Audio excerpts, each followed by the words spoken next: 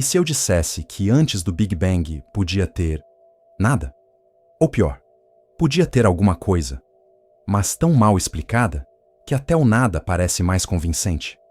Pois é, já começamos com a frase mais frustrante possível.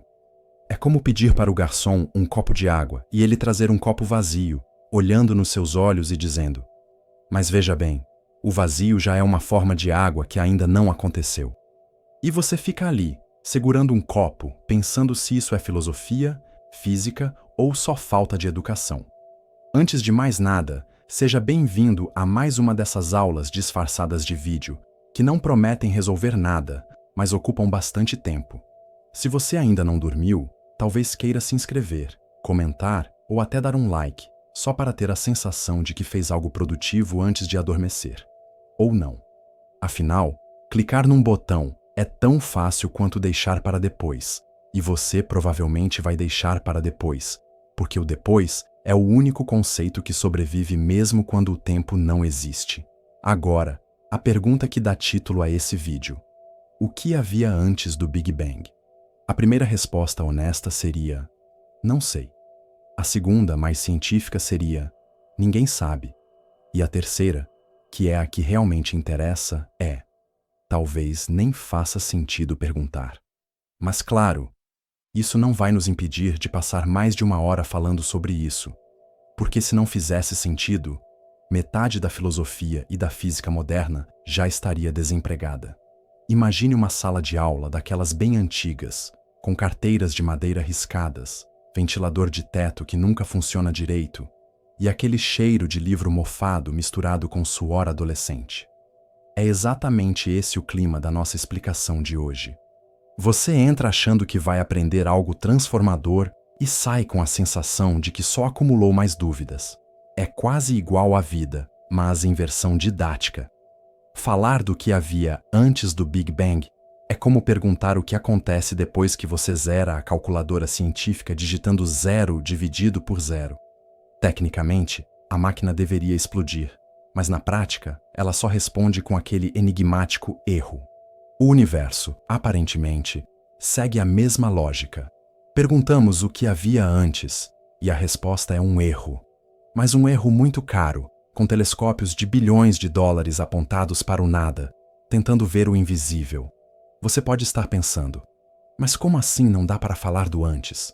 Antes é antes, ué. Pois é. Só que o problema é que o próprio antes nasceu no Big Bang. O tempo, o espaço, tudo que faz a gente organizar a vida em agendas, relógios e boletos, simplesmente não existia.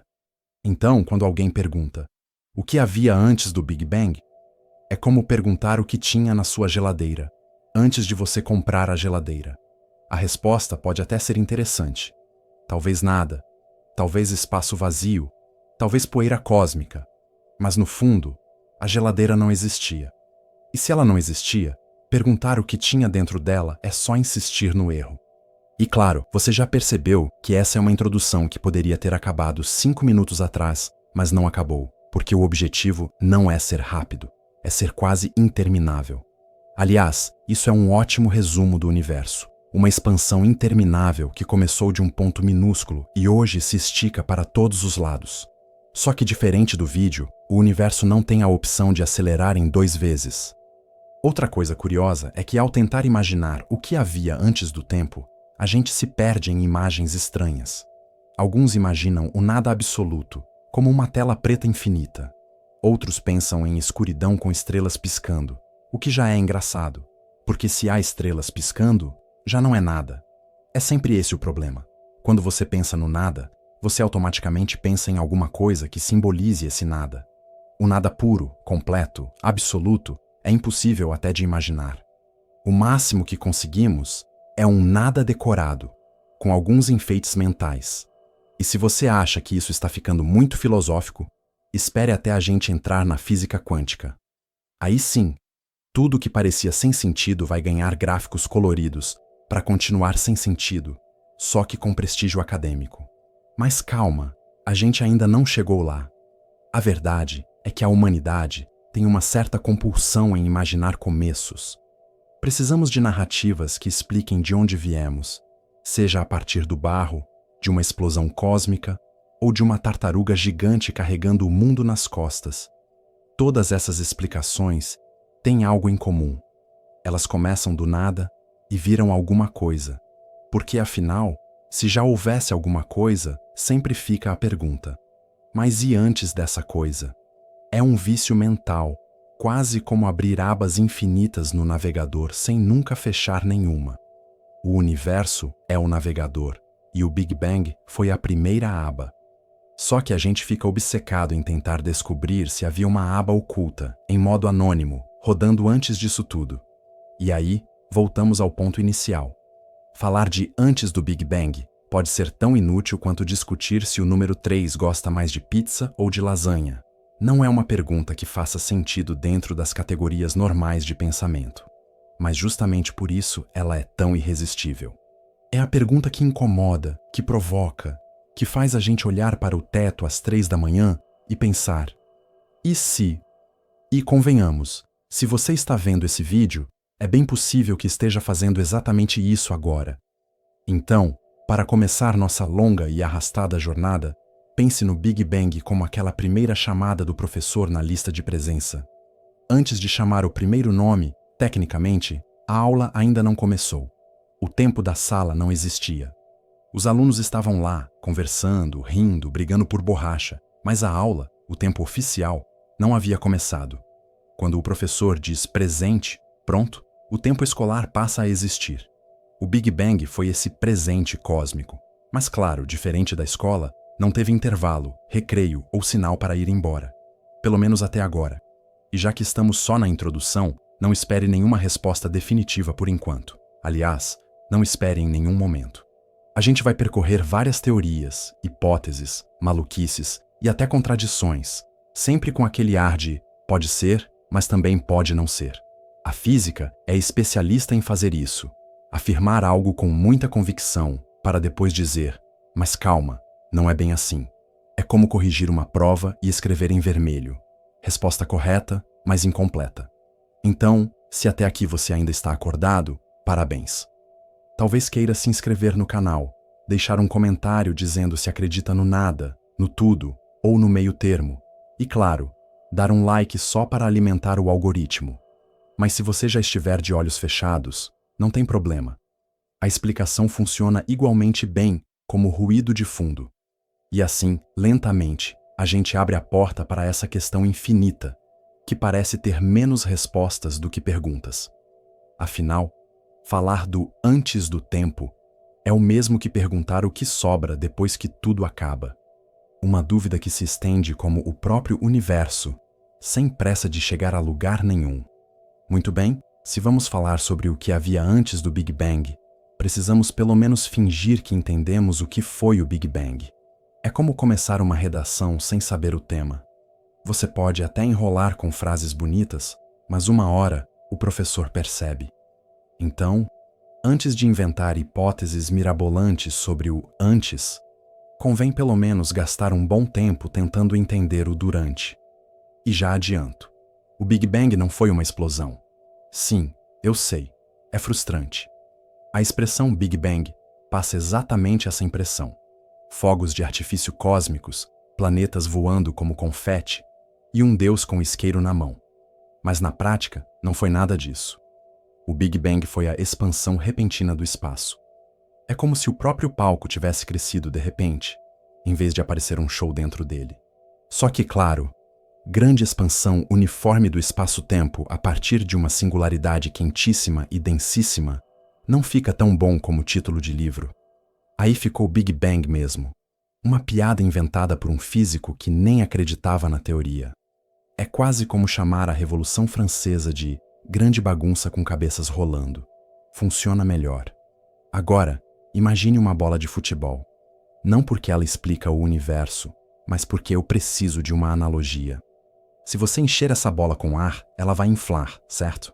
Pois bem, o universo não é a bola, mas o ar dentro dela. O espaço não está se expandindo dentro de algo maior. Ele próprio é o dentro. Não existe fora. Ou seja, perguntar em que o universo está se expandindo é como perguntar em que recipiente o recipiente está guardado. É o tipo de pergunta que deixa os professores suando frio e os alunos satisfeitos por 5 segundos, até a próxima dúvida impossível. O Big Bang aconteceu há cerca de 13,8 bilhões de anos. Pelo menos, é o que dizem os cálculos baseados na radiação cósmica de fundo, essa espécie de chiado que ainda ecoa do momento inicial. É como quando você liga a televisão antiga e aparece aquela tela cheia de pontos brancos e pretos. Um ruído que parece inútil, mas que, de acordo com os físicos, contém ecos do nascimento do universo. Ou seja, até o chiado da TV tinha mais sentido do que assistir a alguns programas que passavam nela. E claro, se falamos de nascimento, precisamos falar das condições iniciais. O Big Bang foi quente. Muito quente. Estamos falando de temperaturas na casa dos trilhões de graus. É aquele tipo de calor que faz a sua geladeira desistir da vida só de ouvir falar. Nesse ambiente, não havia átomos, nem partículas estáveis, apenas um caldo primordial de energia compactada, algo tão denso que o conceito de matéria ainda não existia. O universo começou como uma sopa. Não de feijão, infelizmente, mas de quarks e leptons, que soam quase como personagens de desenho animado. A equação que descreve essa expansão, não se assuste, eu não vou escrevê-la em símbolos. É a famosa equação de Friedmann. Em palavras, ela basicamente diz que a taxa de expansão do universo depende da quantidade de energia e matéria contida nele. Parece simples, mas é como aquelas regras de futebol que ninguém entende direito. Quando você acha que compreendeu, aparece alguém explicando que não é bem assim. Agora, pense na aula de matemática da 7ª série. Sempre tem aquele momento em que o professor escreve uma fórmula no quadro e você pensa: tá, mas de onde isso veio? O Big Bang é exatamente isso. Ele é a fórmula escrita em letras grandes, que todos repetem como se fizesse sentido, mas cuja origem ninguém explica direito. E mesmo quando explicam, você percebe que só trocou uma dúvida por outra. Curiosamente, a teoria do Big Bang só foi aceita depois de muita briga. No começo do século XX, o universo era visto como estático, imutável, eterno. Essa ideia agradava bastante os filósofos, afinal, era reconfortante pensar que o cosmos estava ali, firme e forte, sem surpresas. Até que veio um padre e astrônomo chamado Georges Lemaitre e disse: na verdade, parece que o universo está se expandindo. Sim, um padre. E aí você percebe como a história é cheia dessas ironias. Enquanto cientistas se agarravam a um cosmos eterno, foi um religioso quem propôs que tudo começou de um ponto inicial. É o tipo de plot twist que nem Hollywood inventaria. E o nome Big Bang surgiu de forma sarcástica. O físico Fred Hoyle, que não acreditava na teoria, usou a expressão em uma entrevista de rádio, como quem diz: ah, essa ideia boba de uma explosão gigante. Pois é, o apelido pegou, e a piada virou a explicação oficial. Imagine se todo o conceito científico fosse nomeado assim. A teoria da evolução poderia ter virado aquela coisa dos macacos, e a relatividade de Einstein seria lembrada como o negócio do tempo que encolhe. A questão é que o Big Bang não foi um evento único, explosivo e barulhento, mas o início de um processo contínuo.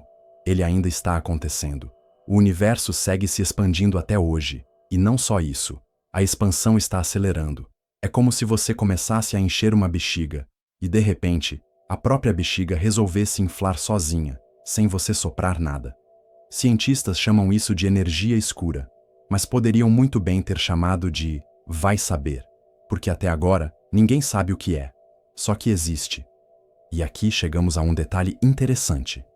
Se o universo está em expansão, significa que no passado ele era menor. Quanto mais voltamos no tempo, menor ele fica, até chegar a um ponto em que era praticamente uma singularidade, um ponto matemático infinitamente denso e quente. Mas aí aparece o problema. A física que conhecemos simplesmente quebra nesse ponto. As equações deixam de fazer sentido, os números entram em colapso, e a única coisa que sobra é uma frase acadêmica chique para não faço a menor ideia. Essa ideia de singularidade é por si só um convite à confusão. É como quando o professor escreve indefinido na correção da sua conta. O universo inteiro começou com um indefinido cósmico.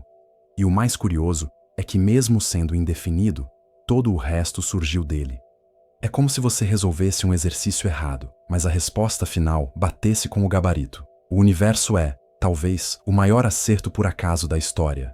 Mas se o Big Bang não foi uma explosão, não foi uma bola de fogo, não foi um espetáculo de fogos de artifício, então, o que foi? Foi o espaço em si crescendo, inflando, como se o próprio palco aparecesse do nada. Só que isso nos leva a um problema ainda maior. Se o palco surgiu nesse momento, o que havia antes do palco existir? Onde estavam guardados os bastidores? Essa é a pergunta que começa a incomodar e que, inevitavelmente, nos leva a pensar sobre o antes do tempo. Porque se tudo começou nesse instante, então o que dizer do instante anterior? Se é que essa frase faz algum sentido. Muito bem, agora que fingimos entender o que foi o Big Bang, precisamos enfrentar a pergunta que causa calafrios até nos físicos mais confiantes. O que havia antes dele? E aqui o problema não é falta de criatividade, é falta de tempo. Literalmente. Porque veja bem, o tempo, esse negócio chato que faz você ter que acordar cedo, pagar contas e esperar o ônibus atrasado, simplesmente não existia antes do Big Bang. Então, perguntar o que havia antes é como perguntar qual é a cor do número 7. Pode até soar poético, mas do ponto de vista lógico, não dá para responder sem inventar moda. Imagine que você está numa sala de aula. O professor ainda não chegou.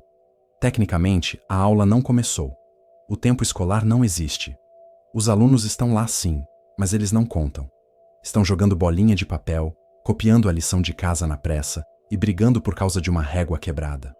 Só quando o professor entra, pega o giz e escreve a primeira palavra no quadro é que a aula, oficialmente, passa a existir. O Big Bang é o professor entrando. E o que havia antes disso? Bem, antes disso, só havia aquela bagunça indefinida que ninguém registra na ata da escola. É por isso que alguns físicos afirmam, com cara séria e voz grave, que a pergunta sobre o antes do Big Bang simplesmente não faz sentido. O tempo nasceu junto com o espaço, e o espaço nasceu junto com a matéria. É um pacote completo. Não dá para separar. É como pedir a pizza sem a massa. Você pode até tentar, mas o entregador vai olhar para você com pena e fechar a porta. Esse raciocínio veio de ninguém menos que Albert Einstein, que, em 1915, escreveu a Teoria da Relatividade Geral. Entre outras coisas, ela mostrou que tempo e espaço são como irmãos siameses. Um não existe sem o outro. O espaço se curva, o tempo acompanha. O tempo desacelera, o espaço se ajusta. Juntos, eles formam aquilo que os físicos chamam de espaço-tempo. Não é um nome muito criativo, eu sei, mas é direto. Acontece que se o espaço-tempo só começou no Big Bang, não dá para perguntar o que havia antes. É como perguntar o que vem antes da página 1 de um livro que não tem prefácio. Mas claro, nós, humanos, não aceitamos respostas do tipo não faz sentido. Temos uma compulsão em imaginar linhas do tempo. Precisamos de começos, meios e fins. Precisamos de ordem porque, sem ordem, tudo fica mais confuso do que tentar dividir um trabalho em grupo da 7ª série, onde cada um faz uma parte completamente diferente, e no fim, o PowerPoint parece um mosaico de culturas em guerra. Então, para satisfazer nossa teimosia, os físicos começaram a criar hipóteses. Alguns dizem que o tempo pode ser finito para trás, como uma fita que realmente tem começo. Outros arriscam dizer que o tempo pode ser cíclico, um loop eterno que se repete sem parar. Nesse caso, o Big Bang seria só uma virada de ciclo, como quando você zera a calculadora e começa uma nova conta, só que em escala cósmica. Há também aqueles que dizem que talvez o tempo seja uma ilusão. Sim, uma ilusão. Uma invenção da nossa percepção limitada, assim como a sensação de que os minutos duram mais em uma aula de química do que em um episódio de série. Stephen Hawking, por exemplo, defendia a ideia de que perguntar o que havia antes do Big Bang é como perguntar o que há ao norte do Polo Norte. Parece uma pergunta inteligente, mas na verdade é só uma armadilha da linguagem. O Polo Norte já é o limite do norte. Não dá para ir além. Da mesma forma, o Big Bang é o limite do antes. O tempo começa ali. E se isso soa frustrante, bem, parabéns, você já entendeu a essência da cosmologia. Mas, como bons estudantes rebeldes, não ficamos satisfeitos. Sempre tem aquele aluno que levanta a mão e pergunta: tá, mas e se... E é aí que surgem teorias cada vez mais criativas. Algumas dizem que o tempo talvez tenha existido de outra forma, diferente do que conhecemos. Imagine um tempo sem antes e depois, sem relógio, sem passado nem futuro. Seria algo como uma eterna terça-feira chuvosa, onde nada acontece e tudo acontece ao mesmo tempo. Não dá para imaginar, e exatamente por isso dá para chamar de teoria científica. E o mais curioso é que, mesmo sem respostas definitivas, continuamos insistindo. Criamos modelos matemáticos, gráficos coloridos, telescópios gigantescos, tudo para tentar enxergar além do tempo. Mas a ironia é que, quanto mais olhamos para trás, mais nos aproximamos de um ponto em que a própria noção de olhar para trás deixa de fazer sentido. É como correr em direção ao horizonte. Você nunca chega lá, porque o horizonte só existe enquanto você corre. No fundo, o problema é que nosso cérebro não foi feito para lidar com o infinito. Ele foi feito para lembrar onde deixamos o chinelo, para calcular o troco do pão, e se muito, para decorar a tabuada do 9. Então, quando nos colocamos diante do conceito de tempo inexistente, nosso cérebro simplesmente joga a toalha. E ainda assim, nós continuamos tentando, porque desistir nunca foi o forte da humanidade. Afinal, ainda há gente tentando montar móveis de loja sueca sem manual, o que mostra uma resiliência quase cósmica. Portanto, se o tempo começou no Big Bang, a pergunta sobre o que havia antes é, no mínimo, complicada. Não porque não há resposta, mas porque talvez a própria pergunta esteja errada. E ainda assim, a gente insiste nela, como insiste em procurar a borracha perdida, mesmo sabendo que ela já caiu no abismo entre as carteiras. Mas se não havia tempo, se o antes não faz sentido, o que as culturas humanas fizeram para lidar com essa questão? Como elas imaginaram o começo quando a física ainda não tinha inventado palavras complicadas para enrolar? Quando não existiam telescópios, equações complicadas ou gráficos coloridos projetados em PowerPoint, a humanidade já estava quebrando a cabeça com a mesma pergunta: de onde veio tudo isso? E quando eu digo tudo isso, não me refiro apenas ao universo, mas também à parte mais imediata do cotidiano: o céu, o sol, a chuva, o trovão e, claro, aquela praga de mosquito que insiste em existir até hoje. Antes da física moderna, a resposta para essas questões não vinha de experimentos, mas de histórias, mitos, religiões, cosmologias antigas. Cada cultura inventou sua própria versão de Big Bang, algumas poéticas, outras violentas, e todas igualmente confusas. Na Grécia Antiga, por exemplo, acreditava-se no caos primordial. Caos, aqui. Não no sentido de bagunça de adolescente depois de festa, mas como um vazio indiferenciado, do qual tudo surgiu. A partir dele vieram Gaia, a Terra, e Urano, o céu. E então, claro, começou a confusão familiar. Casamentos entre irmãos, filhos devorando pais, pais castrando filhos. Praticamente uma novela cósmica. Se o Big Bang parece difícil de entender, tente acompanhar a árvore genealógica dos deuses gregos sem precisar de um organograma. Já na tradição hindu, a história era um pouco mais cíclica. O universo não tinha um começo e um fim, mas passava por ciclos infinitos de criação e destruição. Vishnu, o deus preservador, dormia sobre uma serpente cósmica que boiava em um oceano sem fim. Do seu umbigo nascia uma flor de lótus, e dessa flor surgia Brahma, o Criador, que então começava a montar o universo, como quem monta um Lego sem manual. Depois de algum tempo, tudo era destruído, e o ciclo recomeçava. É quase como aquele trabalho em grupo da escola em que você faz, refaz, destrói e entrega no prazo errado, só para começar tudo de novo no semestre seguinte. Os egípcios tinham uma visão diferente. Para eles, o universo começou com as águas do caos, chamadas Num. Desses mares surgiu uma colina primordial, e sobre ela apareceu Atum, o primeiro deus, que teria criado os outros deuses de formas que não vamos detalhar aqui, porque envolvem métodos de reprodução, no mínimo, pouco ortodoxos. De qualquer forma, é curioso perceber como a ideia de água primordial aparece em várias culturas. Talvez porque a água fosse a coisa mais fundamental e misteriosa para os povos antigos. Ou talvez porque, sem refrigerante e sem café, só restava mesmo a água para simbolizar o início de tudo. E claro, não podemos esquecer da tradição bíblica. O Gênesis começa com a famosa frase: "No princípio, criou Deus os céus e a terra." Aqui, não há caos, não há serpentes cósmicas, não há flores de lótus. Há apenas a palavra divina: haja luz. E pronto.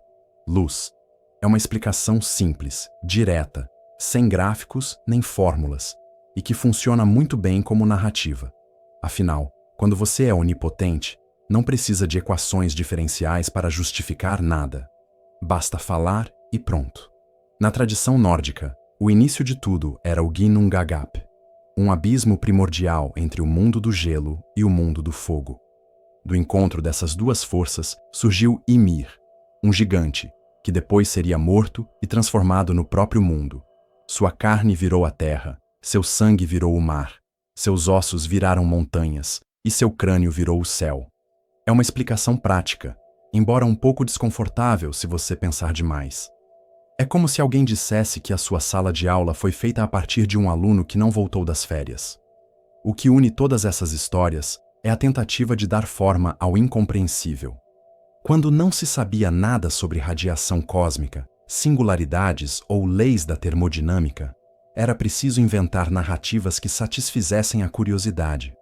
Cada mito é, de certa forma, uma resposta emocional para a mesma questão que os cientistas enfrentam hoje, com computadores e colisionadores de partículas. E a ironia é que, por mais avançada que a física seja, continuamos sem resposta definitiva. É como trocar uma redação cheia de metáforas por um relatório cheio de gráficos. Os estilos mudam, mas a nota no final continua incerta. É interessante também notar que essas narrativas não eram apenas explicações científicas improvisadas. Elas organizavam o mundo, davam sentido à vida cotidiana, estabeleciam regras sociais. O mito da criação era também o mito da ordem. Era ele que justificava por que certos reis governavam, por que certos rituais eram feitos, por que certas práticas não podiam ser questionadas. O universo não era apenas um palco cósmico, mas um manual de instruções para a vida. Manual incompleto, claro, mas quem nunca montou um móvel sem entender o desenho das peças? E enquanto os povos antigos inventavam mitos, eles estavam, sem saber, pavimentando o caminho para a ciência. Porque a mesma pergunta insistente, de onde viemos, que gerava histórias sobre gigantes e serpentes, também levou à construção de telescópios, laboratórios e teorias matemáticas. A diferença é que hoje, em vez de flores de lótus cósmicas, falamos de flutuações quânticas, mas no fundo, o tom de improviso continua. É quase engraçado pensar que, quando hoje falamos em multiverso ou universos cíclicos, não estamos tão distantes dos hindus com seus ciclos infinitos, ou dos nórdicos com seus mundos sobrepostos. A roupagem mudou. Trocamos deuses por equações, mitos por modelos matemáticos. Mas a essência, explicar o inexplicável com os recursos que temos, continua a mesma. A diferença é que no século XXI, nossas histórias são menos poéticas e muito mais complicadas de entender. E justamente quando parece que a ciência tomou o lugar dos mitos, chega a mecânica quântica para mostrar que talvez as coisas não sejam assim tão racionais quanto imaginávamos. Porque se os antigos inventavam gigantes, nós inventamos partículas que aparecem e desaparecem do nada, o que, convenhamos, não é muito menos estranho.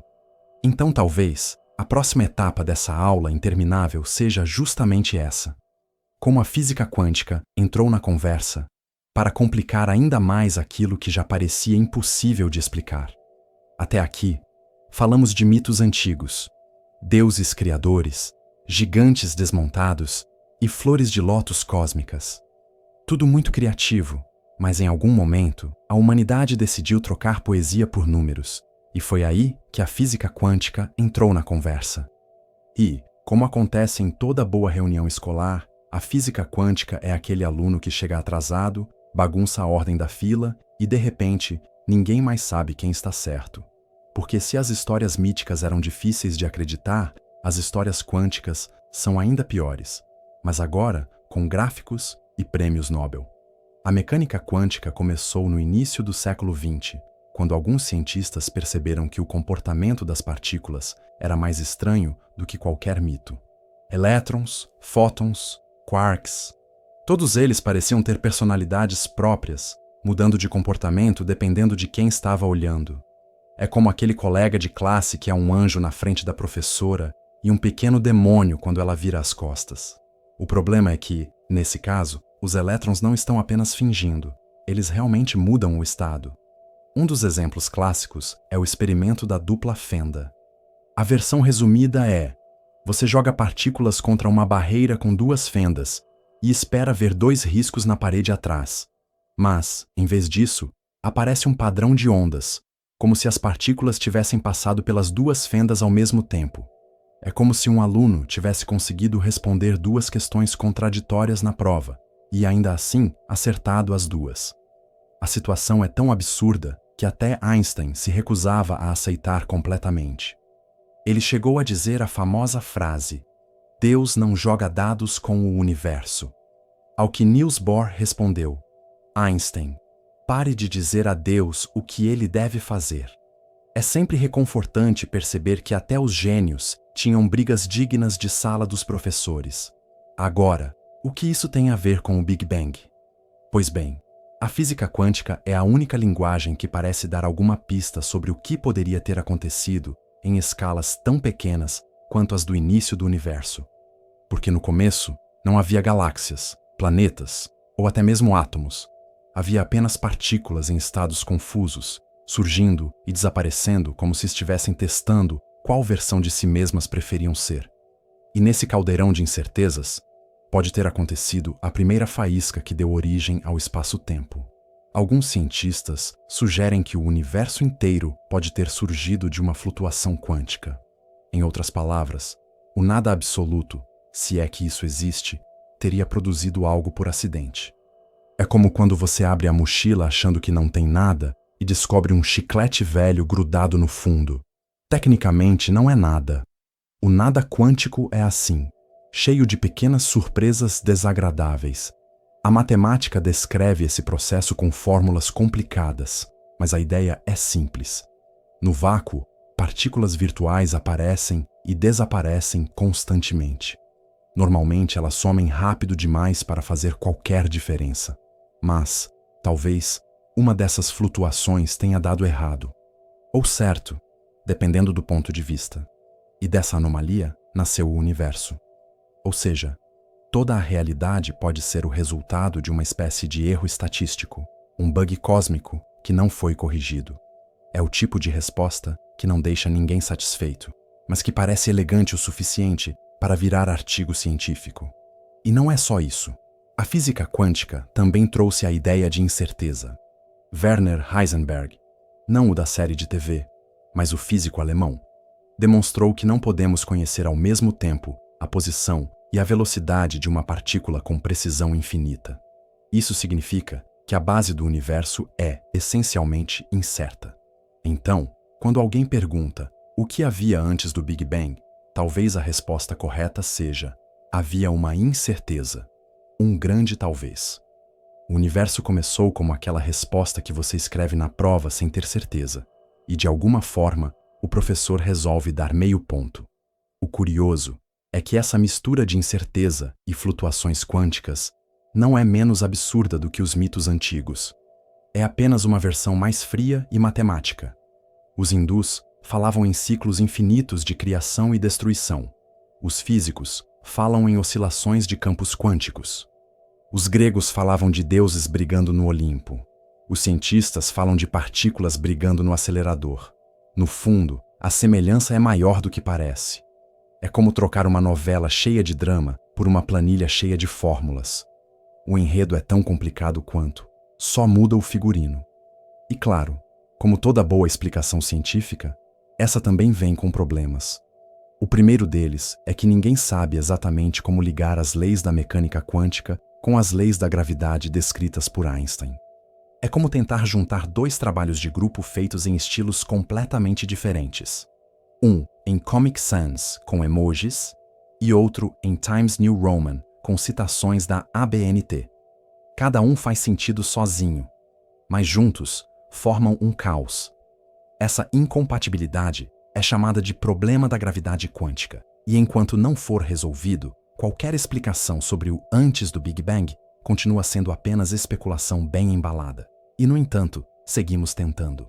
Porque o fascínio da física quântica não está em dar respostas claras, mas em multiplicar perguntas. Cada vez que acreditamos ter entendido alguma coisa, aparece mais uma teoria dizendo: não, na verdade não é bem assim. É um ciclo interminável de frustração científica, quase tão interminável quanto a lista de exercícios de matemática que o professor insiste em passar na véspera do feriado. Então, se a física quântica entrou para complicar, ela também abriu espaço para novas ideias sobre a origem do universo. Ideias que não falam apenas de flutuações aleatórias, mas também de ciclos cósmicos, universos que se repetem e realidades paralelas. Porque, afinal, se uma explicação já não basta, talvez seja preciso inventar várias de uma vez. Se já é difícil aceitar que o universo tenha surgido de uma flutuação quântica aleatória, prepare-se para a ideia de que ele pode não ter surgido coisa nenhuma, ele apenas se repete. Sim, há teorias que defendem que o cosmos é cíclico, uma espécie de reprise cósmica, uma novela infinita transmitida sem interrupções, com temporadas que se esticam por bilhões de anos. A cada fim, um novo começo, e assim sucessivamente, sem nunca dar espaço para um episódio final. O universo seria, portanto, como aquele seriado que já deveria ter acabado na 6ª temporada, mas continua até a 15ª só para agradar os fãs mais fiéis. A ideia básica é a seguinte: o universo se expande, chega a um ponto máximo e depois colapsa sobre si mesmo, num processo chamado Big Crunch, o grande estouro ao contrário. Imagine uma mola sendo puxada até não aguentar mais e, de repente, voltando à posição inicial. O universo, nesse modelo, seria essa mola. Primeiro cresce, depois encolhe, depois cresce de novo, como um pulmão cósmico respirando eternamente. E claro, cada ciclo pode ou não repetir exatamente as mesmas condições. O que significa que talvez, em algum universo anterior, você estivesse assistindo a este vídeo, só que em latim. O conceito de universo cíclico tem raízes antigas. Os hindus, como vimos, já falavam em ciclos infinitos de criação e destruição. Mas na física moderna, a ideia ganhou força em alguns momentos, especialmente quando parecia que a gravidade poderia desacelerar a expansão do universo. Se a gravidade fosse forte o suficiente, em algum momento ela puxaria tudo de volta, como um elástico que não suporta mais a tensão. Seria o fim da expansão e o início do recolhimento. A cada ciclo, um novo Big Bang surgiria após o colapso total. O problema é que observações mais recentes, especialmente aquelas feitas com supernovas distantes, mostraram que a expansão do universo não está desacelerando, está acelerando. É como se, em vez de puxar a mola de volta, alguém tivesse grudado um motor turbo nela. E é nesse ponto que os cientistas inventaram a expressão energia escura. Ninguém sabe o que é, mas soa convincente. E enquanto não descobrem, seguimos usando esse rótulo misterioso. É quase como aquele aluno que sempre entrega o trabalho em branco, mas escreve na capa, em processo de revisão. Mesmo assim, alguns modelos ainda defendem a ideia de ciclos, mas com pequenas modificações. Uma delas é o chamado universo oscilante. Nesse modelo, cada ciclo não é idêntico ao anterior. Há pequenas diferenças que vão se acumulando, como se o universo fosse um aluno reprovado repetindo de ano, mas mudando alguns detalhes da redação para não ser acusado de plágio. Outro modelo é o chamado Big Bounce, o grande salto.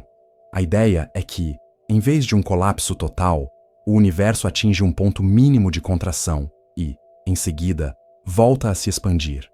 É como se, ao bater no fundo do poço, ele usasse o impacto como trampolim. E claro, se há ciclos, surge inevitavelmente a pergunta: será que esses ciclos são exatamente iguais? Será que estamos condenados a viver as mesmas histórias eternamente? Ou será que cada versão tem pequenas variações, como aquelas diferenças entre rascunho e versão final? Essa questão não é apenas científica, mas também filosófica. Friedrich Nietzsche falava no eterno retorno, a ideia de que tudo se repete infinitamente. Uma teoria que soa poética, mas que na prática é tão angustiante quanto descobrir que você vai ter que refazer o ensino médio para sempre. Mas a física, diferentemente da filosofia, não gosta de metáforas tão abertas. Ela prefere números. E os números nem sempre colaboram. Porque, se o universo realmente fosse cíclico, precisaríamos de uma explicação para a entropia, aquela tendência inevitável de tudo se desorganizar com o tempo. Cada ciclo, em teoria, deveria carregar mais bagunça que o anterior, até que em algum momento o cosmos inteiro se tornaria um grande arquivo corrompido. É como passar a mesma cópia de Xerox tantas vezes que, no fim, só restam borrões. O universo, portanto, teria prazo de validade, mesmo sendo cíclico. Mas, como sempre acontece na física, para cada problema há uma hipótese que tenta contornar. Alguns cientistas sugerem que durante o colapso, a entropia poderia ser reiniciada, como se o universo fosse um computador travado e o Big Crunch fosse o famoso botão de desligar e ligar. Simples, elegante e provavelmente impossível de provar. Mas convenhamos, boa parte da cosmologia é justamente isso. Hipóteses bonitas demais para caberem na realidade. Agora, pense nas implicações pessoais disso. Se o universo é realmente cíclico, então talvez você já tenha assistido a essa aula cósmica milhares de vezes, em diferentes versões. Em uma, você dormiu na metade. Em outra, você prestou atenção até o fim. E quem sabe, em uma versão distante, você mesmo foi o professor, repetindo as mesmas piadas ruins com a mesma entonação monótona. É um consolo e, ao mesmo tempo, um castigo. O universo cíclico tem, no mínimo, a vantagem de evitar uma pergunta desagradável. O que havia antes do começo? Se não há começo, não há necessidade de resposta. O universo sempre existiu, em ciclos, como um loop infinito de músicas em lista de reprodução. Só que, diferente da música, não há botão para avançar para a próxima faixa. Estamos presos na repetição. Mas, se essa ideia já parece absurda o suficiente, há teorias ainda mais ousadas. Porque, em vez de ciclos dentro do mesmo universo, alguns cientistas preferem imaginar a existência de vários universos diferentes, cada um com suas próprias leis, suas próprias histórias, e talvez até seus próprios professores cansados explicando tudo isso. Afinal, se uma explicação já não basta, por que não multiplicar o número de realidades possíveis? Se você achava que um único universo já era confuso o bastante, parabéns, você estava errado. Porque existe a possibilidade, séria, discutida em artigos, seminários e cafés frios de conferência, de que não exista apenas um universo, mas vários, incontáveis, um multiverso inteiro. É como se o nosso cosmos fosse só uma turma de escola, e de repente descobríssemos que há milhares de turmas paralelas, todas estudando matérias diferentes, com professores igualmente cansados e provas igualmente impossíveis. O conceito de multiverso aparece em vários contextos. Um deles vem da chamada inflação cósmica, uma teoria que tenta explicar os primeiros instantes do universo. Logo após o Big Bang, ou melhor, logo após aquilo que chamamos de Big Bang, porque ninguém sabe direito, o universo teria passado por uma expansão absurdamente rápida. Estamos falando de uma fração de segundo tão pequena que escrever o número em palavras já é cansativo. E nessa expansão, diferentes regiões do espaço poderiam ter se separado de maneiras distintas, formando bolhas de universos independentes. Cada bolha teria suas próprias regras, como se fosse um jogo diferente rodando na mesma máquina. Em uma bolha, talvez a gravidade fosse mais fraca. Em outra, talvez os elétrons fossem proibidos de existir. E em outra, possivelmente, nunca inventaram a pizza. Uma tragédia cósmica. Outro cenário vem da mecânica quântica. Existe a interpretação de muitos mundos, proposta por Hugh Everett, que basicamente diz o seguinte: cada vez que existe uma possibilidade, todas elas se realizam, mas em universos diferentes. Se você decide levantar para pegar água ou continuar deitado com sede, não importa. Em um universo, você levantou. Em outro, você ficou. Em um terceiro, você tropeçou a caminho da cozinha. E em um quarto, a geladeira nem existia. Aparentemente, há um universo inteiro só para guardar todas as suas más decisões. É claro que essa ideia é fascinante, mas também é insuportavelmente confusa. Imagine tentar explicar isso em uma prova de física. Segundo a interpretação de muitos mundos, a resposta correta está em outro universo. O professor poderia até dar meio ponto pela ousadia, mas na vida real não funciona tão bem. E se você está achando que essa teoria é nova, engano seu. As pessoas sempre tiveram essa intuição de múltiplas realidades. Os gregos antigos falavam em mundos paralelos, separados por véus invisíveis. Algumas tradições orientais já sugeriam a existência de camadas de realidade.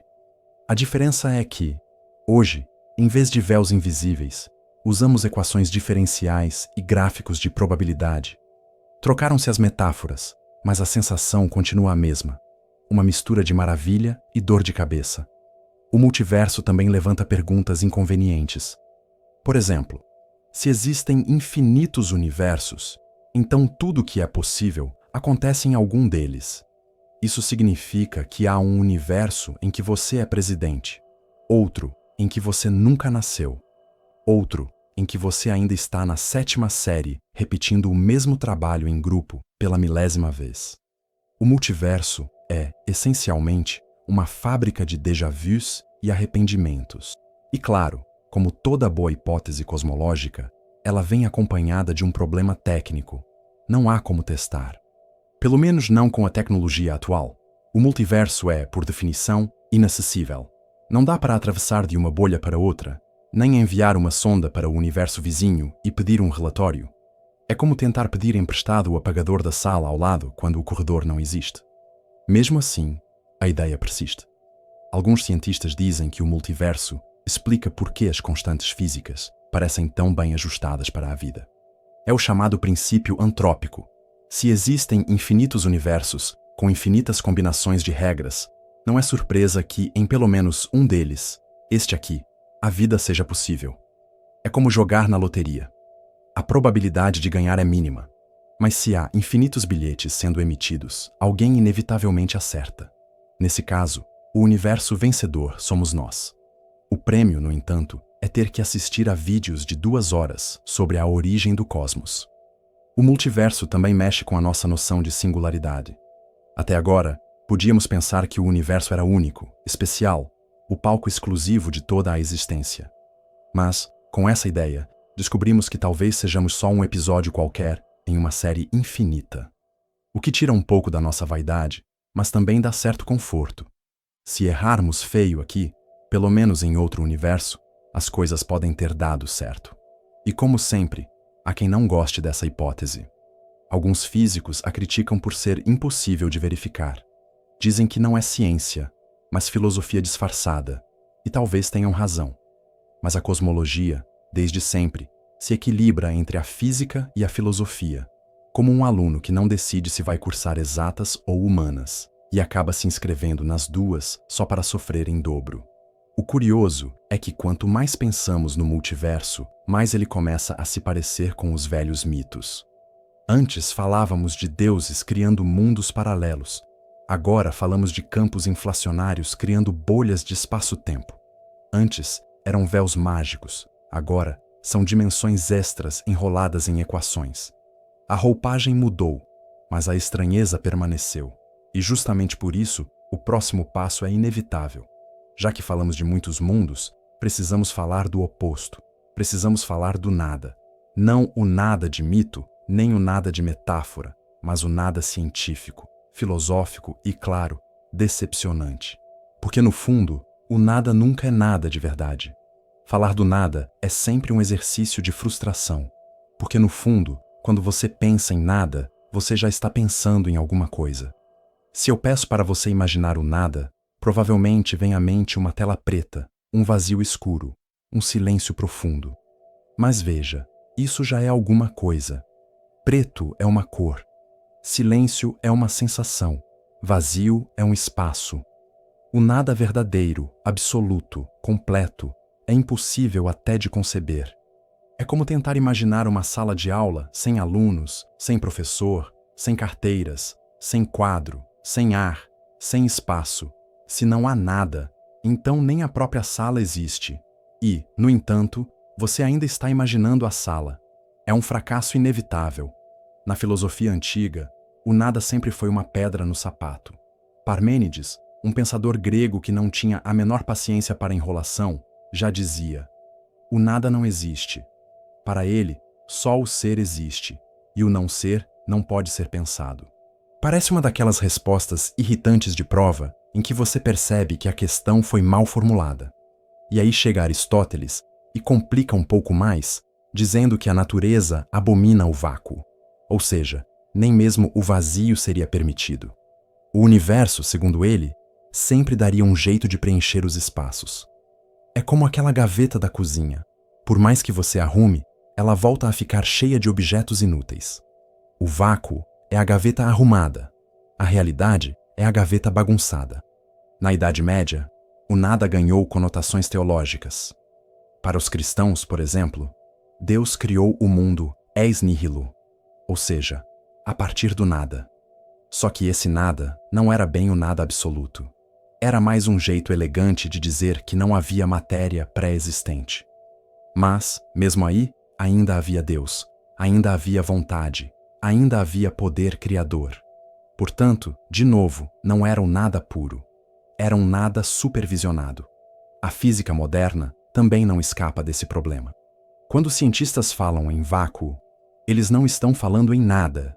Estão falando em um espaço sem partículas reais, mas ainda cheio de energia, campos e flutuações quânticas. O vácuo quântico é, na prática, mais ativo do que muita gente numa segunda-feira de manhã. Partículas virtuais aparecem e desaparecem, como alunos entrando e saindo da sala sem que o professor perceba. Tecnicamente não estavam na lista de presença, mas estavam ali o tempo todo.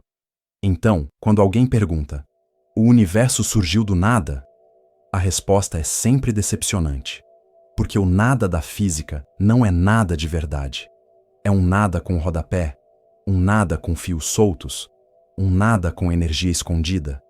É como quando você abre a geladeira achando que está vazia e descobre uma cebola murcha no canto. Tecnicamente não é nada, mas também não é exatamente alguma coisa. E a confusão aumenta quando você mistura ciência e filosofia. Para alguns filósofos, o nada é um conceito necessário para que possamos falar em ser. Para alguns físicos, o nada é apenas um estado de mínima energia. Para a maioria das pessoas, nada é o que você sente quando olha para a prova e percebe que não estudou. 3 nadas completamente diferentes. O físico Lawrence Krauss chegou a escrever um livro chamado Um Universo a Partir do Nada. Título instigante, mas problemático. Porque ao abrir o livro, você descobre que o nada do qual ele fala é, na verdade, o vácuo quântico cheio de leis físicas, campos e possibilidades.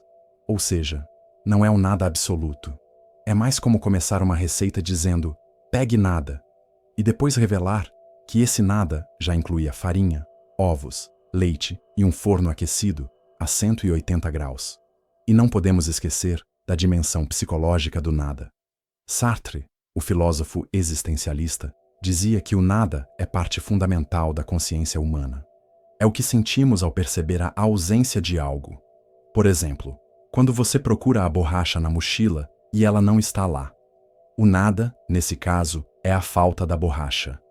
É a ausência que pesa mais do que a presença. Essa definição pode parecer banal, mas quem nunca experimentou o nada no olhar vazio durante uma aula interminável? O curioso é que, quanto mais tentamos explicar o nada, mais ele escapa. Ele é sempre relativo, sempre dependente de alguma coisa.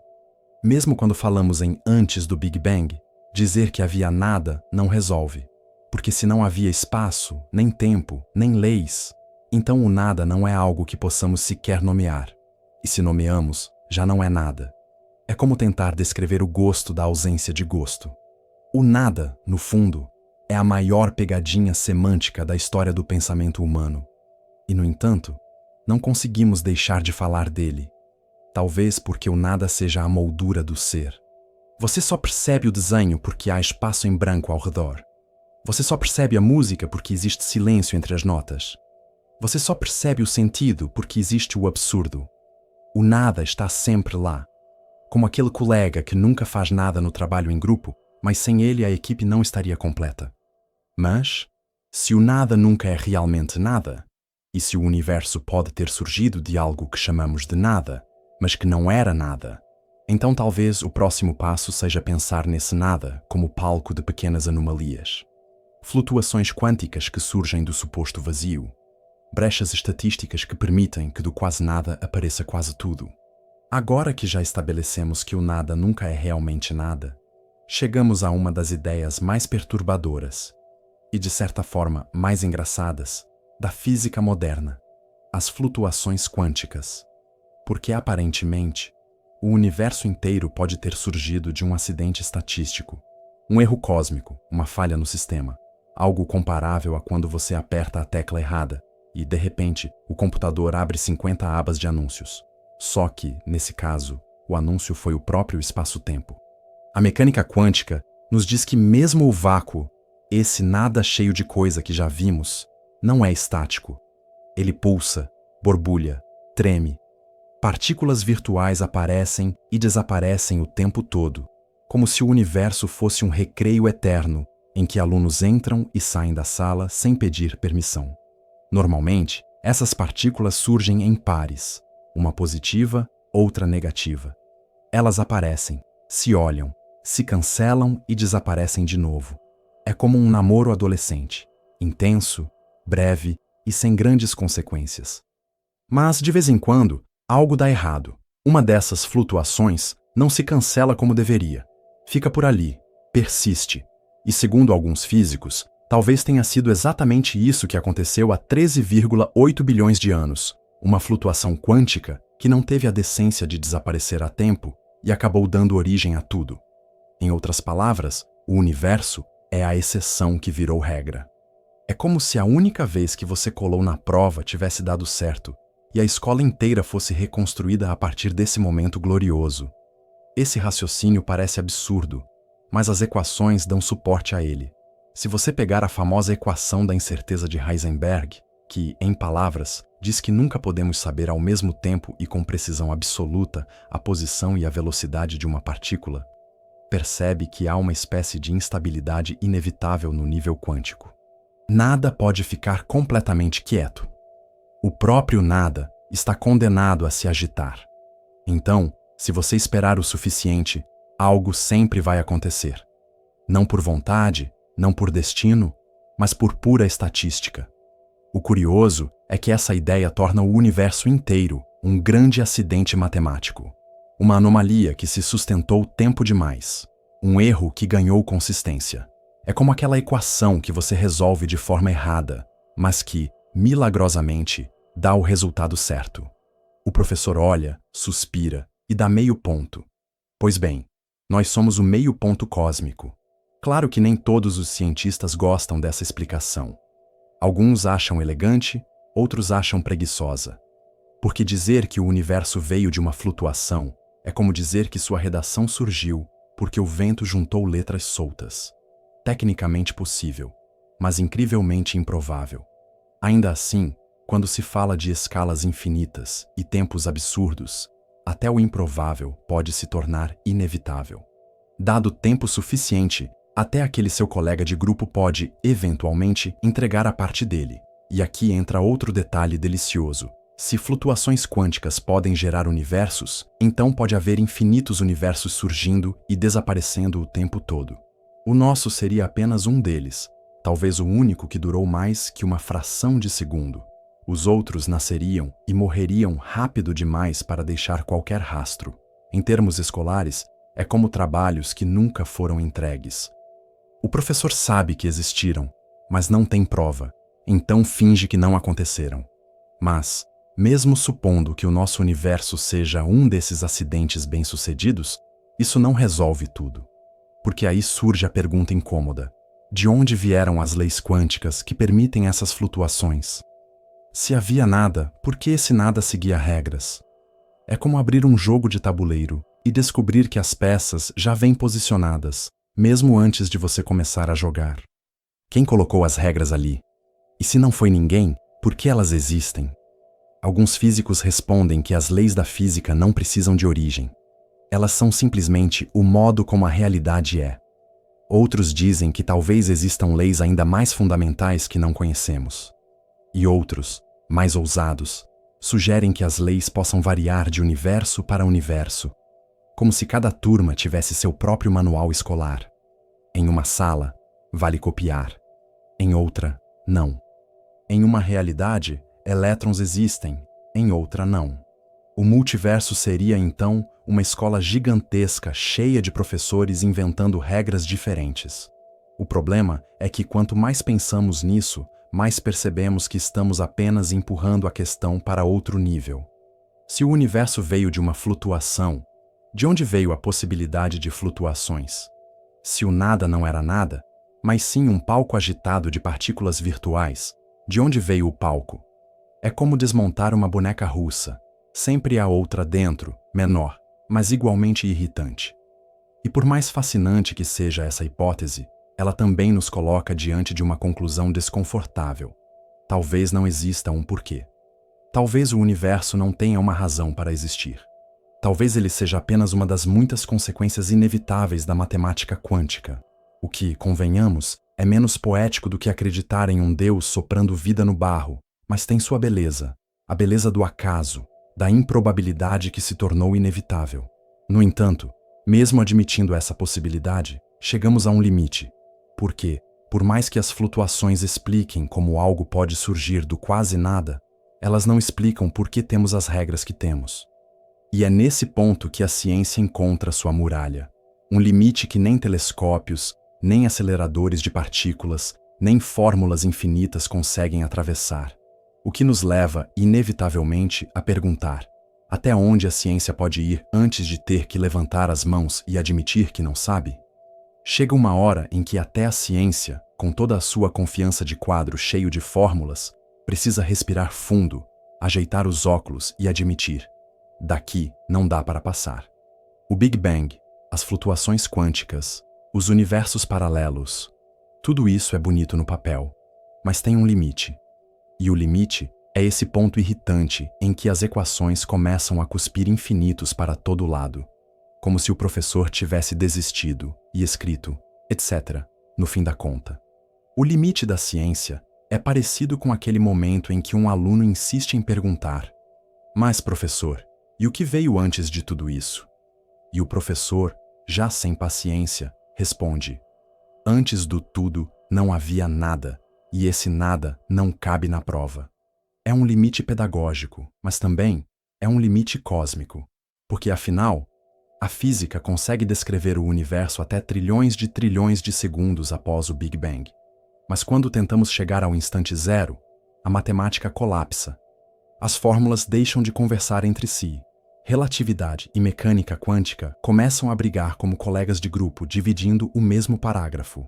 E como todo trabalho em grupo, o resultado é um desastre. A relatividade geral, de Einstein, funciona maravilhosamente bem para explicar estrelas, galáxias, buracos negros e até a trajetória de GPS do seu celular. Já a mecânica quântica explica com perfeição o comportamento de partículas, átomos e até porque sua lâmpada de LED funciona. Mas juntar as duas? Impossível, pelo menos até agora.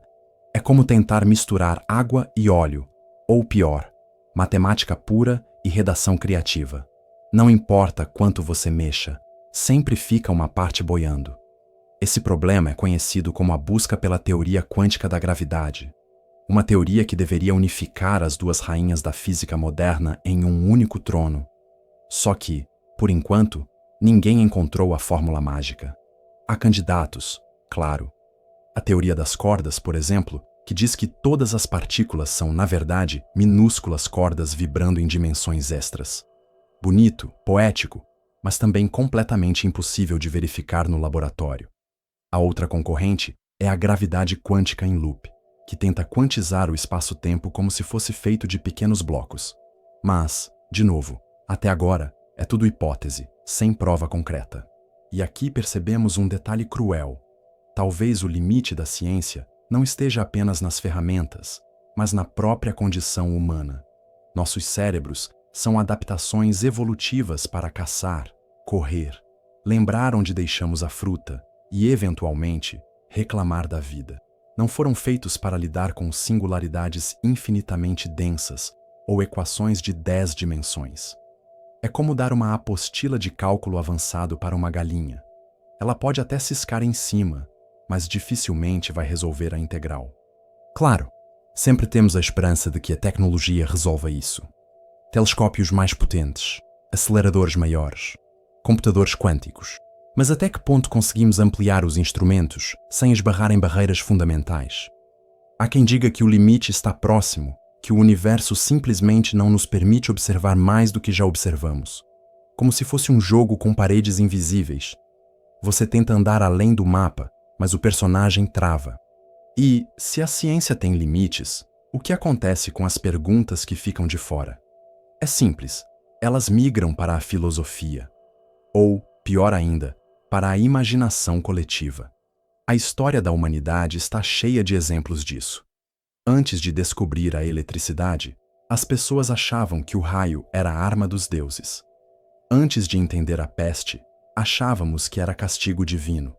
Hoje, talvez estejamos repetindo o mesmo erro, só que com palavras mais complicadas. Em vez de dizer castigo, dizemos condição inicial não explicada. No fundo, é o mesmo desespero com roupagem mais elegante. E mesmo quando admitimos o limite, ainda tentamos contornar. Alguns cientistas dizem que talvez o universo tenha surgido de uma lei matemática pura. Outros dizem que talvez não haja explicação, e que o antes é simplesmente uma categoria inválida. É como tentar perguntar: qual é o número maior que infinito? Não faz sentido. Mas ainda assim, perguntamos. Porque, aparentemente, a curiosidade humana não respeita os limites da lógica. Esse reconhecimento dos limites pode parecer frustrante, mas também tem sua beleza. É uma lembrança de que a ciência não é um catálogo infinito de respostas, mas um processo de aproximações. A cada passo, descobrimos um pouco mais, mas também percebemos o quanto falta. É como caminhar em direção ao horizonte. Quanto mais você anda, mais o horizonte se afasta. Não é que você não esteja avançando, é que o objetivo nunca é alcançado. E, ironicamente, talvez esse seja o grande motor da ciência, o fato de nunca ser suficiente. Se um dia descobríssemos tudo, provavelmente seria um dos dias mais entediantes da história. O universo deixaria de ser mistério e viraria só burocracia. Melhor então que ele continue cheio de perguntas sem resposta, para que sempre haja mais uma aula interminável a ser dada. Mas claro, não podemos terminar esse tópico sem deixar a questão mais incômoda. Se a ciência tem limites, o que resta? O que sobra depois da fronteira? E mais importante ainda, será que alguma dessas hipóteses, ciclos, multiversos, flutuações, nadas, realmente explica o que havia antes do Big Bang? Ou estamos apenas montando uma prova de múltipla escolha em que nenhuma alternativa está certa? Depois de tantos desvios, chegamos finalmente à pergunta central que nunca quis nos deixar em paz. O que havia antes do Big Bang? Até agora, já acumulamos uma lista respeitável de hipóteses, cada uma mais improvável que a outra, como se fosse uma prova de múltipla escolha elaborada por um professor que acordou de mau humor. Vamos organizá-las, não porque isso vá trazer clareza, mas porque pelo menos dá a sensação enganosa de progresso. A primeira opção é a mais óbvia e também a mais frustrante. Antes do Big Bang não havia nada. Nada de tempo, nada de espaço, nada de matéria, nada de leis físicas. O vazio absoluto. Parece simples, até elegante, mas já vimos que o nada da física nunca é nada de verdade. Sempre há um rodapé escondido, um campo quântico, uma energia residual. Então, ou aceitamos um nada que não é nada, ou desistimos da palavra de vez. É o tipo de resposta que dá a mesma sensação de quando o professor corrige sua prova e escreve questão mal formulada. A segunda hipótese é a do universo cíclico. Nesse cenário, não existe um antes absoluto, mas um ciclo sem fim de expansões e contrações. Cada Big Bang seria apenas o recomeço, depois de um Big Crunch ou um grande salto. É uma ideia até reconfortante. Não precisamos lidar com começos absolutos, porque tudo se repete eternamente. Mas, como já discutimos, isso levanta o problema da entropia. A cada ciclo, a bagunça aumenta. Seria como repetir o mesmo trabalho em grupo várias vezes. Nunca melhora, só piora. A terceira opção é a do multiverso. Antes do nosso universo, talvez houvesse outro, e outro, e outro. Ou melhor, talvez ainda haja, coexistindo em dimensões paralelas. O nosso Big Bang seria apenas uma bolha se formando em uma sopa infinita de universos. É uma hipótese criativa, com potencial para render infinitos roteiros de ficção científica, mas também é impossível de testar. Em termos práticos, é como copiar a resposta do colega de carteira, mas nunca ter certeza se ele também errou. A quarta possibilidade é a das flutuações quânticas. O universo teria surgido de uma instabilidade inevitável no vácuo, como uma bolha que se forma na água fervendo. Nesse caso, não há mistério metafísico, apenas estatística. Dado o tempo suficiente, o improvável acontece. Mas isso nos leva ao paradoxo. Se o nada permite flutuações, então não era nada absoluto, mas sim um palco com regras pré-instaladas. É como comprar uma caixa de Lego chamada Nada e descobrir que dentro já vieram todas as peças do castelo montadas. A quinta ideia é mais ousada. Talvez o tempo não tenha um começo. Talvez seja infinito para trás, assim como tentamos imaginar infinito para frente. Isso resolveria a questão do antes, mas gera um novo desconforto. Como lidar com a ideia de uma linha temporal sem origem? É como uma fita de papel enrolada sem fim. Um ciclo que não conseguimos marcar com ponto inicial.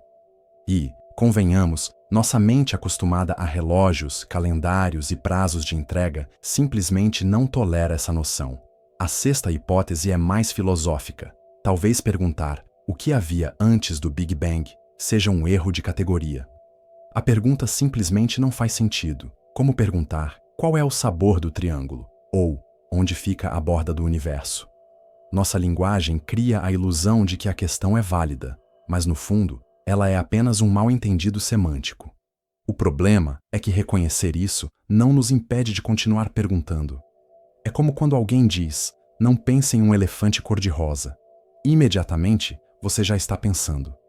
E há ainda as explicações híbridas, que tentam misturar ciência e filosofia, números e metáforas, como se o universo fosse um ensaio literário. Talvez antes do Big Bang houvesse uma condição inicial fora do tempo, algo que nem chamamos de estado físico, mas de potencialidade. Algo como um rascunho cósmico, esperando para ser escrito. Uma versão beta do universo que, por algum motivo inexplicável, entrou em modo de execução. Todas essas hipóteses têm algo em comum. Nenhuma resolve o problema de forma satisfatória. Algumas são bonitas demais para serem verdade. Outras são feias demais para inspirar confiança. E todas elas carregam um quê de desespero humano. Afinal, a pergunta sobre o antes do Big Bang talvez diga menos sobre o cosmos e mais sobre nós mesmos. Somos seres que não toleram o vazio, que não aceitam o silêncio, que não conseguem conviver com a ausência de respostas. Então, inventamos ciclos, bolhas, flutuações e nadas para preencher o incômodo. E talvez seja exatamente aí que esteja o ponto mais interessante, não nas respostas, mas na insistência da pergunta. A busca pelo antes é o que move tanto filósofos quanto cientistas. Mesmo quando sabemos que podemos nunca chegar a uma conclusão, seguimos tentando. Porque se não tentarmos, o incômodo continua ainda maior. É como estar numa sala de aula, com uma dúvida que você sabe que não vai cair na prova, mas que mesmo assim não sai da sua cabeça. No fim das contas, talvez a pergunta sobre o que havia antes do Big Bang seja como aquelas alternativas todas as anteriores, ou nenhuma das anteriores. Talvez todas as hipóteses estejam certas de algum modo. ou talvez todas estejam erradas. E, de repente, percebemos que passamos uma hora inteira discutindo sem sair do lugar, o que, de certa forma, é exatamente o que acontece em qualquer boa aula de filosofia ou de física teórica. Mas, se nenhuma dessas hipóteses resolve de vez a questão, o que nos resta? Talvez olhar para nós mesmos e perceber que a pergunta não é apenas científica, mas existencial. Porque, no fundo, sempre que falamos do início do universo, estamos falando também do nosso próprio início. E isso nos leva à última parte dessa longa aula, uma reflexão que, como você já deve imaginar, não vai trazer conclusão nenhuma, mas apenas mais perguntas. E então, depois de tanto falar sobre o antes do Big Bang, sobre o nada que nunca é nada, sobre ciclos que talvez nunca existiram e sobre universos paralelos que provavelmente não poderemos visitar, chegamos ao final desta aula, conversa, sessão de enrolação cósmica, não sei bem o que chamar. Mas veja, é sempre assim. A gente começa com uma pergunta simples, aparentemente inocente. O que havia antes do Big Bang? E termina em um labirinto de teorias, paradoxos e metáforas ruins. Será que isso cai na prova? Será que alguém vai realmente cobrar isso um dia? Como quem pergunta de repente, e aí, o universo começou como? E você responde com confiança. Bom, depende da interpretação de muitos mundos, mas também pode ser só uma flutuação quântica do vácuo. A turma ri, o professor suspira, e ninguém entende nada. Será que o universo tem fim? Ou será que é como aquele filme que nunca acaba, que você assiste com sono e de repente percebe que já está repetindo a mesma cena? Será que o universo é um loop? Ou será que é só uma linha reta infinita, daquelas que a gente nunca sabe onde começa nem onde termina? Será que existe realmente uma diferença entre nada e quase nada? Ou será que tudo isso é só uma forma sofisticada de dizer que não temos a menor ideia? E mais, será que importa? Porque no fundo, a pergunta que começou como cosmologia acaba virando filosofia de corredor. É aquela reflexão que aparece quando você está olhando para o teto, sem sono, e pensa: se o tempo começou no Big Bang, então o que é que eu estou fazendo aqui agora, com boleto vencendo amanhã? E a resposta, claro, não vem.